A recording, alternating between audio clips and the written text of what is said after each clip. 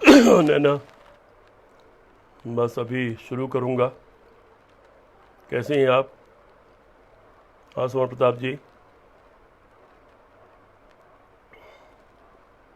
हाँ नैना, हेलो। कैसे हो आप? बस आज एक लाइव करना था, कल रात को तय किया था 9 बजे, लेकिन घर के कामों में उलझ गया तो नहीं आ पाया था। तो आज अभी बस थोड़ी देर में करता हूँ। ये पारिवारिक मामलों को लेकर है। आज बहुत सी चीज़ें सुनने को मिल रही हैं, उस पर मन दुखी हुआ। जी गुरदत्त जी, बने रहिएगा, अभी शुरू करता हूँ। मैं अच्छा हूँ नैना, बहुत अच्छा हूँ। जी परमानंद जी, आज। हाँ दीपक, कैसे हो? जी नमस्ते।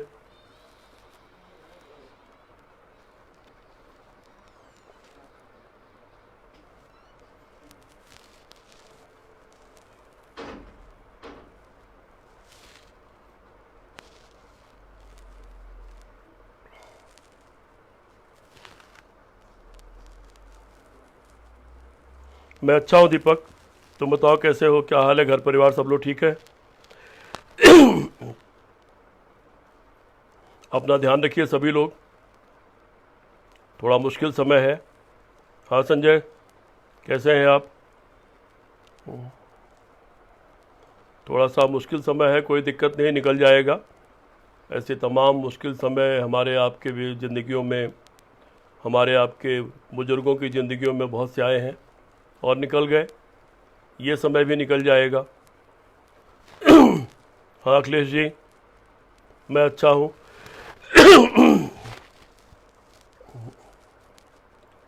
कुछ साथी आ जाएं तो शुरू करते हैं, अभी थोड़ा इंतज़ार कर रहे हैं। कुछ लोग जुड़ जाएं, और जो नहीं जुड़ेंगे बाद में सुन लेंगे, और फिर उसको अगर अच्छा लगेगा तो आगे बढ़ा देंगे लोगों तक।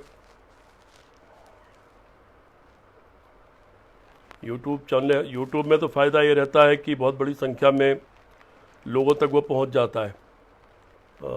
लेकिन मेरे पास यूट्यूब चैनल नहीं है, मुझे आता भी नहीं कि कैसे बनाते हैं, तो इसी पर लाइव करता हूं जब कोई विषय आता है। सौरभ जी ठीक है, बने रहिएगा। तो इसी पर लाइव करता हूं और कोशिश करता हूं कि अपनी बात कम से कम अपनों तक पहुंच जाए और अपनों के अपनों तक पहुंच जाए। हाँ लक्की जी, गले में अपनों के अपनों तक भी पहुंच जाएगी, तब भी काफ़ी लोगों तक पहुंच जाएगी बात। और आज का वैसे भी मुद्दा नितांत पारिवारिक और सामाजिक है, और जो दुखी करने वाला है और जिससे बचना है और बचाना है सबको। जी सुबेश जी। हाँ सुदेश जी नमस्कार। कुछ साथी लगता है। अतुल जी, कैसे हैं आप? धन्यवाद लक्की जी। शशिकांत जी नमस्कार। पीपी सिंह जी नमस्कार। बस शुरू करता हूँ थोड़ी देर में, सुनिएगा ज़रूर। हाँ शशिकांत जी, अभी शुरू कर रहा हूँ। शिववर्धन जी, आप कैसे हैं? बस आज कुछ महत्वपूर्ण था, इसलिए मैंने सोचा कि आज बात की जाए लोगों से।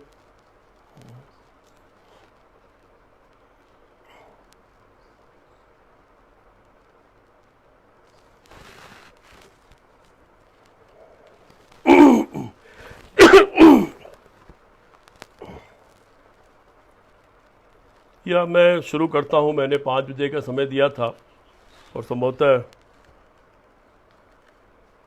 5:09 हो गए हैं। तो मैं शुरू करता हूँ, फिर साथी जुड़ते जाएंगे, सुनते जाएंगे, और अगर अच्छा लगेगा तो बाकी लोगों को भी इसके बारे में बताएंगे और उन तक पहुँचाएंगे। आज का मेरा मुद्दा परिवार है। परिवार, घरेलू हिंसा और टूटता हुआ समाज। राजनीति से दूर दूर तक आज कोई वास्ता नहीं है, क्योंकि हम हैं तो परिवार है। लोग कहते हैं देश है तो हम हैं, लेकिन इकाई तो हम हैं। हम हैं, परिवार है तो समाज है तो देश है। हम ही सुखी नहीं तो परिवार सुखी नहीं, परिवार सुखी नहीं तो समाज सुखी नहीं, और समाज सुखी नहीं तो देश कहाँ से सुखी हो जाएगा, मानवता कैसे सुखी हो जाएगी और दुनिया कैसे सुखी हो जाएगी। आज कुछ बातें दिमाग में हैं। क्या आप लोगों ने एक समाचार पढ़ा कि एक बाप ने, जिसकी उम्र 70 साल थी है, उसने अपने बेटे को गला दबाकर मार दिया। क्यों मार दिया? उसका बेटा घर में मास्क नहीं लगा रहा था, और घर में मास्क न लगाने के नाते वो गुस्से में उसके पिता ने बेटे की हत्या कर दी, और हत्या करने के बाद खुद पुलिस के पास चला गया और जेल भेज दिया गया। सोचिए कितना आतंकित कर दिया गया है इस दौर में, या हम सब लोग कितने आतंकित हो गए हैं, मौत से कितने भयभीत हो गए हैं।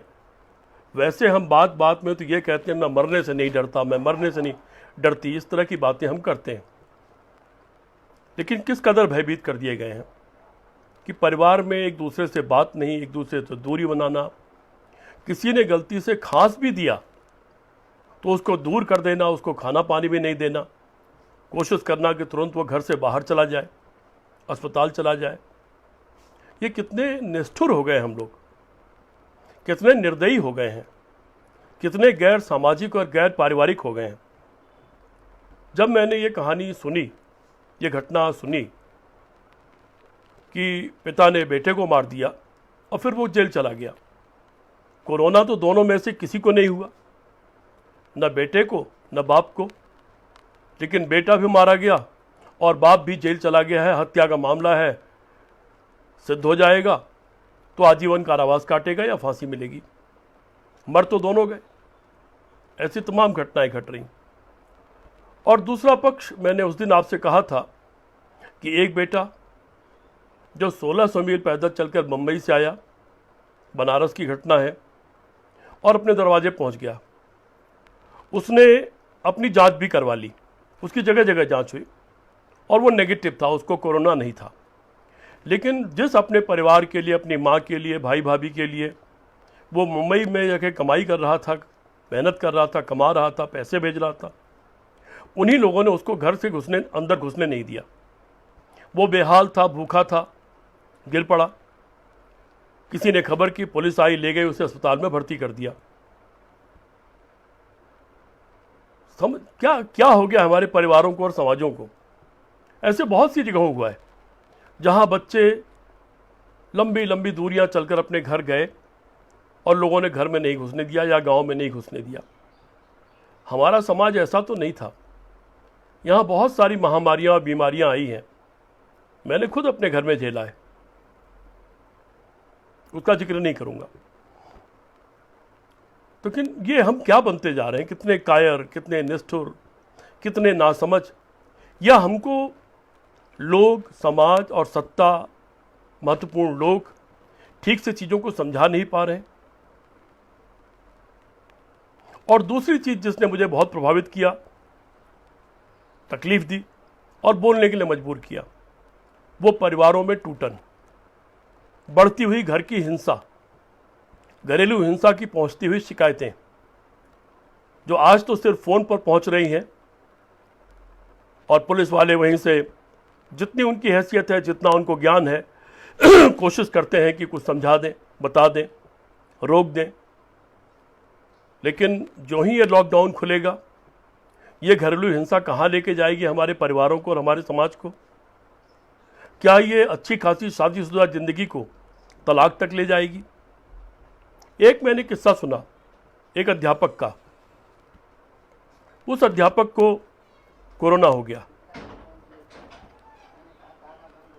और कोरोना होने के बाद उनको उनके बाहर के कमरे में पहुंचा दिया गया। उनके साथ एक कुत्ता था, जो कुत्ता संभवतः कहीं से वो ले आए थे और पाल लिया था। उनको कोई न खाना दे रहा था, न कोई पानी दे रहा था। 2 बेटे और बहुएं, और नाती पोतों को भी मना कर दिया गया उनसे मिलने के लिए। अंत में एक पास के बुजुर्ग महिला आई, उसने उनकी पत्नी से कहा कि तू तो पत्नी है, इनको खाना तो खिला दे, दूर से ही दे दे, खा लेंगे, फिर इनको अस्पताल ले जाया जाएगा, पता नहीं यहाँ कब खाना मिलेगा।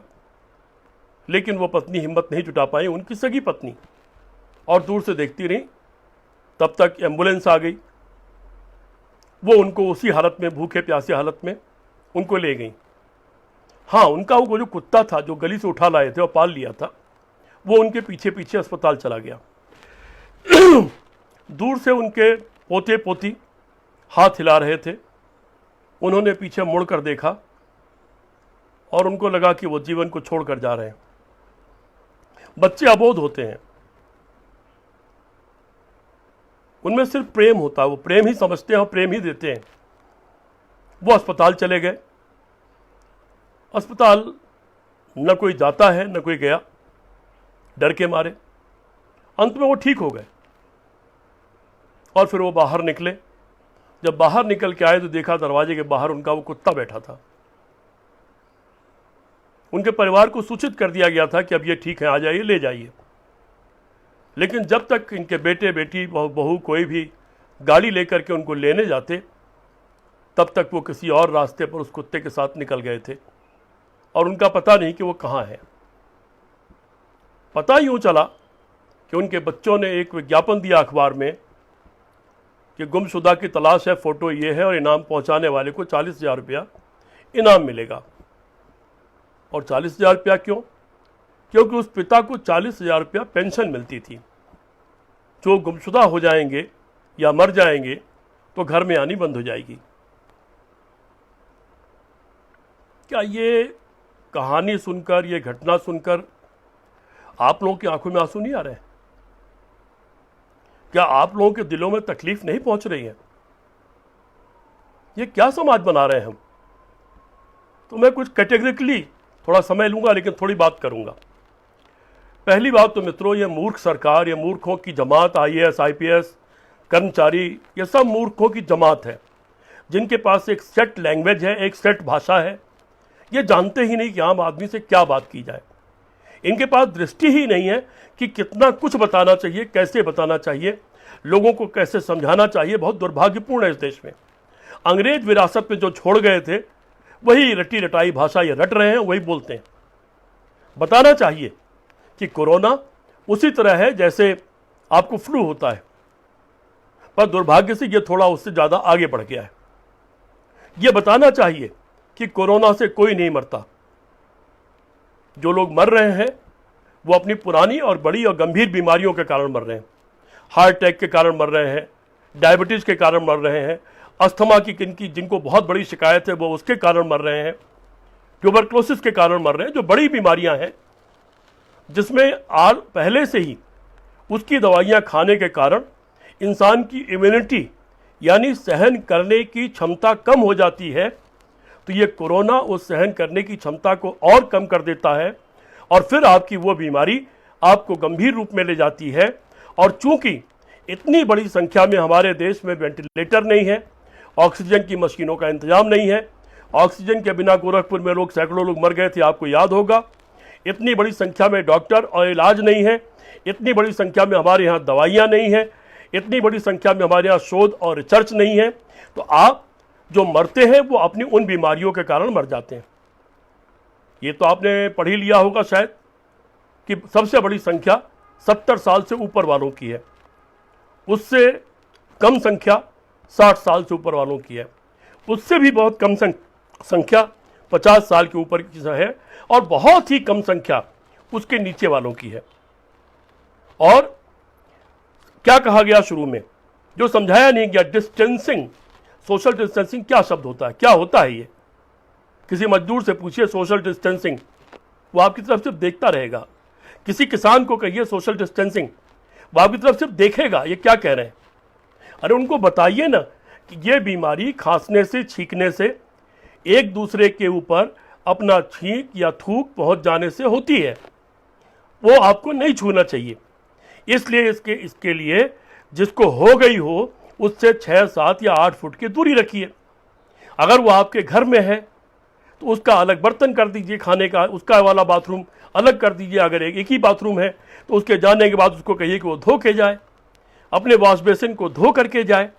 या नहीं बता सकते हम लोग? उससे नफरत मत करिए, डरिए मत, वो मार नहीं देगा आपको, बस उसका थूक और छींक आपको नहीं लगनी चाहिए। सिर्फ इतना ख्याल कर लीजिए, उसको भी मुंह उसका बट बंधवा के ढकवा के रखिए, आप भी ढकवा के रखिए और बार बार हाथ धोइए। ये सरल भाषा में हम अगर बता दें तो लोग अपने घर में लोगों को घृणा की निगाह से नहीं देखेंगे और उस मास्टर साहब जैसी हालत घरों में नहीं होगी। लेकिन हमारी ये बेपढ़ी लिखी जमात, मैं इनको अनपढ़ जमात कहता हूँ, सारे IAS IPS ये बड़े पदों पर बैठे लोग ये अनपढ़ हैं, क्योंकि इन्होंने और कुछ पढ़ा ही नहीं उस रटी रटाई चीज़ों के अलावा, ये बता नहीं पाए लोगों को, इसलिए भय व्याप्त हो गया है समाज में। दूसरी बात, अगर हम किसी के शरीर को छू भी ले रहे हैं कपड़े से, हाथ में दस्ताने पहन के, या छूने के बाद हाथ धो ले रहे हैं तुरंत, तो भी हमको बीमारी नहीं होगी। लेकिन फिर इतना आतंकित कर दिया गया है कि हमारे घर का कोई मर जाए तो लोग उसकी लाश लेने नहीं जा रहे हैं, वो लावारिस के रूप में दफना दी जा रही है या जला दी जा रही है। तीसरी बात, किसी के जलाने और दफनाने से उस जगह से कोरोना नहीं फैलता है। क्या हम ये नहीं बता सकते सरल भाषा में? लोग दफनाने और जलाने का विरोध कर रहे हैं जगह जगह पर। चौथी बात, अगर हम सब चीज़ों का ध्यान रखते हैं, हमने मुंह अपना ढक रखा है, अपना हाथ हम धो रहे हैं, लौट करके हमने कपड़े बदल करके उनको धो दिया है, तो अगर हम अपने मरीज को देखने भी गए हैं तो हमको कोरोना नहीं होगा। क्यों?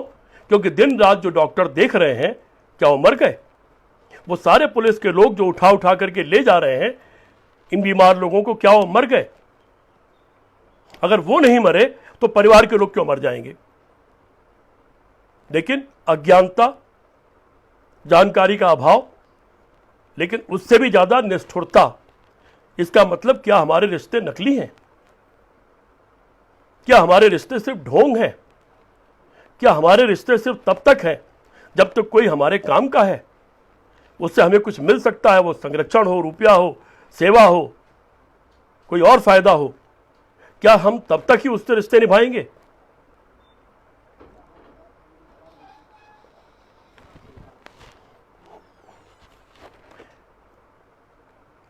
क्या रिश्ते इतने नकली थे हमारे अब तक कि मिनटों में हम तोड़ दे रहे हैं? बहुत दुखी है मन मेरा। और 70 साल के बाप ने अपने बेटे को क्यों मार दिया? मास्क नहीं पहनने के कारण। वो घर में ही रह रहे थे। तो पहली बात तो ये मित्रों, जितनी बातें मैंने आपको बताई, अगर संभव हो तो सारे लोग इस समाज में फैलाने की कोशिश करिए। दूसरी बात, इस वक्त समाज में बड़े पैमाने पर लोग बंद हैं।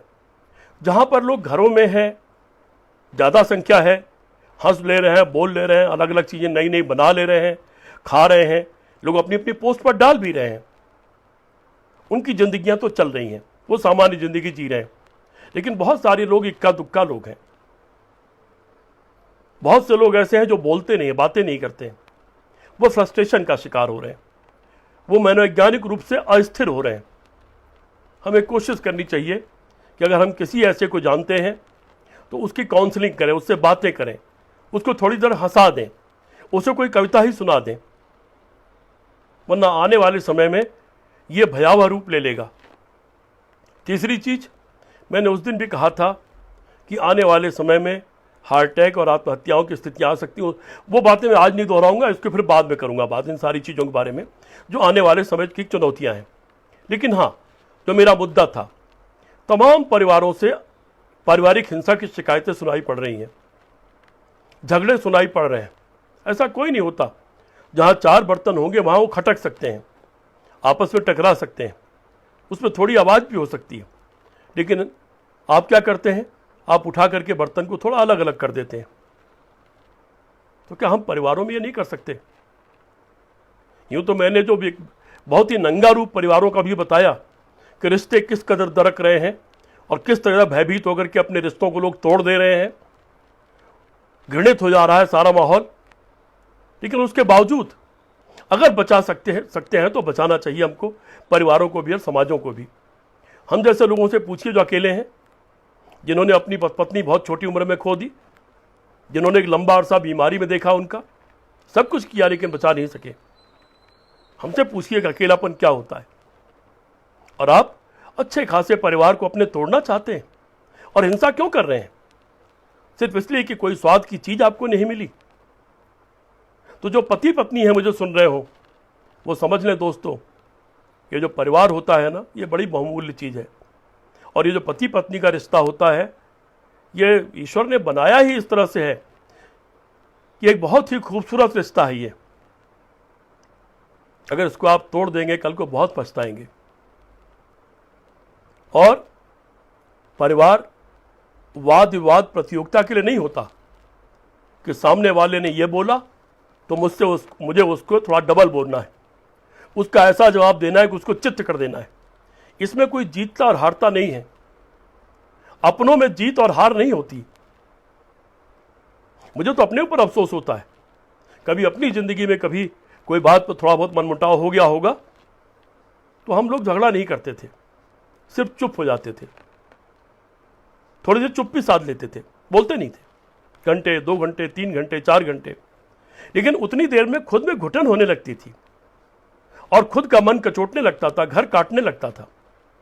और उन 3-4 घंटों में एहसास हो जाता था कि गलती किससे हो गई, और जिससे भी हुई होती थी वो धीरे से सामने आता था।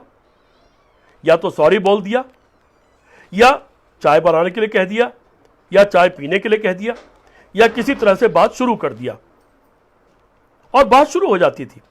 फिर कोई चर्चा ही नहीं करता था कुछ देर पहले क्या हुआ है। लेकिन मुझे तो आज भी अफसोस होता है कि वो कोई भी 10 दिन 5 दिन 20 दिन पूरी उस 25 साल की जिंदगी में 30 दिन जो भी ऐसा हुआ कि घंटे 2 घंटे 3 घंटे हम नहीं बोले, तो आखिर हमने ऐसा क्यों किया? हमने तो अपनी जिंदगी का बहुत बहुमूल्य समय बर्बाद कर दिया। आज अफसोस होता है। इसलिए दोस्तों, कल अफसोस आपको ना हो, ये समझ लीजिए। सिर्फ इतना समझ जाइए, अगर आप पुरुष हैं या महिला जो भी हो, हाथ उठाने वाला कायर और कमजोर होता है। जो पिटाई करे, जो गाली दे, वो बहुत ही निकृष्ट श्रेणी का होता है, वो बहुत कायर है, बहुत कमजोर है। मैं उससे क्या इससे अधिक बुरा शब्द इस्तेमाल नहीं कर सकता हूं। कहा सुनी क्यों? चुप हो जाइए। फिर चुप होकर भी आप मेरी तरह पछताएंगे बाद में कि हम उतनी देर आपस में क्यों नहीं बोले। दुख होगा बाद में आपको। लेकिन आप तो टूटने तक जा रहे हैं, पुलिस के पास शिकायतें लेके जा रहे हैं क्योंकि हाथ उठा रहे हैं एक दूसरे के ऊपर, गाली गलौज कर रहे हैं। हो सकता है कि आज आपके घर में नौकर ना आ रहा हो सकता है मनपसंद चीजें खाने को नहीं मिल रही हो, एक ही घर में पूरे टाइम रह रहे हैं, आप स्वच्छंद रूप से जीने के आदी हैं, बाहर जाके घूमने फिरने या जो भी करने के आदी हैं, आप उससे वंचित रह गए हैं। तो क्या उसकी सजा आप अपने ही परिवार को देंगे? आप अपनी ही जिंदगी को देंगे? आप अपनी ही पति या पत्नी को देंगे? आप अपने ही बच्चों को देंगे? आप अपने ही समाज को देंगे? जरा मन पर, अपने दिल पर हाथ रख करके जरा सोचिएगा। कोई फायदा नहीं है, टूट के जाएंगे कहां? फिर परिवार पाएंगे कहां? मेरी प्रार्थना है, जरूरी नहीं कि खुद अनुभव किया जाए, दूसरों के अनुभव से भी सीखा जा सकता है। अगर मेरा अनुभव यह है कि हम 2-3 घंटे 4 घंटे आपस में बात नहीं करते थे, और आज मुझे मेरी पत्नी के जाने के 15 साल जाने को हो गया, आज इन 15 साल में मैं बार बार दुखी हुआ हूँ कि हम 3-4 घंटे भी आपस में क्यों नहीं बोले। हम झगड़ा नहीं करते थे, हम गाली गलौज नहीं करते थे, हम चीखते नहीं थे, मारपीट तो सोचना ही नहीं, कल्पना भी नहीं। हमने तो अपने बच्चों से भी ऊंची आवाज में बात कभी नहीं की। लेकिन न बोलने का हमको आज दुख होता है कि हम 3-4 घंटे क्यों नहीं बोले।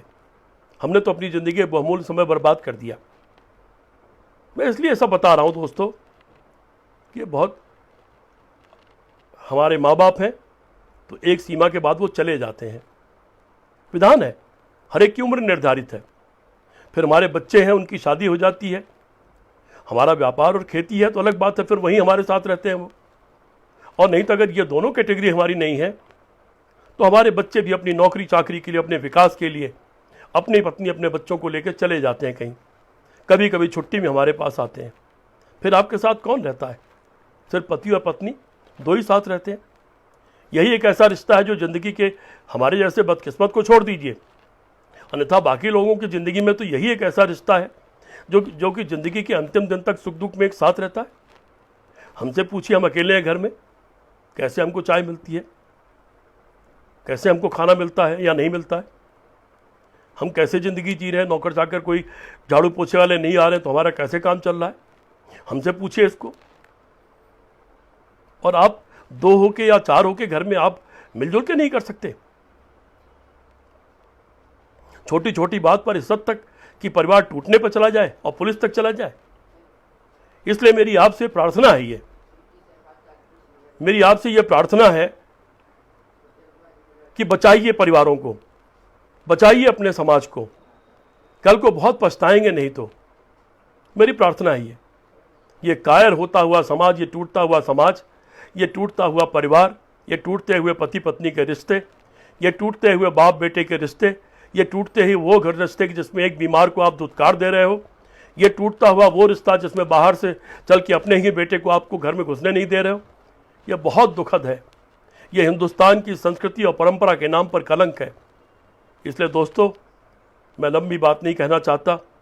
मैंने पहले पार्ट में कोरोना के बारे में बताया, उसके बचाव के बारे में बताया और ये बताया कि ये काल नहीं है, इससे डरिए मत। और दूसरे पार्ट में ये परिवार के बारे में और समाज के बारे में। संभव हो तो आप सब साथी इसमें मेरा साथ दीजिए। मनोवैज्ञानिक रूप से लोगों को टूटने मत दीजिए। समाज को भी बचाइए, परिवार को भी बचाइए, लोगों को बचाइए और खुद को भी बचाइए। मेरी शुभकामनाएं आप सबके साथ हैं। आप सब स्वस्थ रहें, सुखी रहें, अच्छी तरह जिए, इस बुरे हालात से बहुत जल्दी निकल जाए, ये पूरा देश और समाज निकल जाए। आइए इसके लिए हम सब एक दूसरे का साथ दें, एक दूसरे के हाथ से हाथ मिला करके इससे लड़ें, लेकिन समाज की टूटन और परिवार की टूटन से भी लड़ें, मनोवैज्ञानिक रूप से बिखरते हुए लोगों से भी लड़ें और उनको बचाएं, उनको समझाएं और इसमें अपना योगदान निभाएं। बहुत बहुत धन्यवाद। अगर अच्छा लगे तो बाकी लोगों को भी बताइए और उनको भी समझाइए। बहुत बहुत धन्यवाद। जय हिंद।